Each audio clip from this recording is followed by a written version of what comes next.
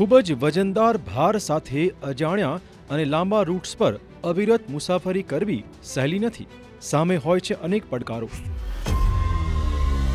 અને ખભા પર હોય છે દેશની પ્રગતિને ગતિ આપવાની મોટી જવાબદારી. આ છે દેશના ટ્રક સારથી, જે લક્ષ્ય સુધી પહોંચવા માટે તેમના આરોગ્યને જોખમમાં મૂકી દેશે. ટ્રક સારથીઓની જવાબદારી ભરેલી આ મુસાફરી તેમને થકવી દેશે. સેવ લાઈવ ફાઉન્ડેશનના એક રિપોર્ટ પ્રમાણે એક સારથી દરરોજ લગભગ 12 કલાક ડ્રાઇવિંગ કરે છે અને આશરે 400 કિલોમીટરથી વધારે અંતર કાપે છે, જેની સીધી અસર ટ્રક સારથીઓના માનસિક અને શારીરિક સ્વાસ્થ્ય પર પડે છે. આ થાક અને તણાવના કારણે ઘણીવાર રોડ પર તેમની સાથે અકસ્માતોનું જોખમ વધી જાય છે.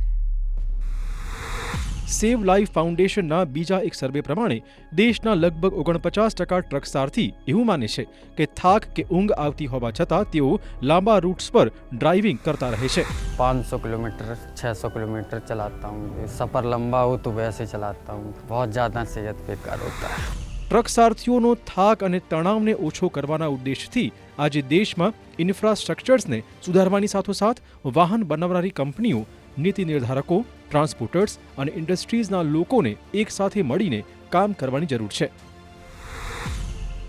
આજે ટ્રકમાં આરામદાયક સીટ અને એનવીએચ કેબિન ડિઝાઇન બનાવવાની જરૂર છે.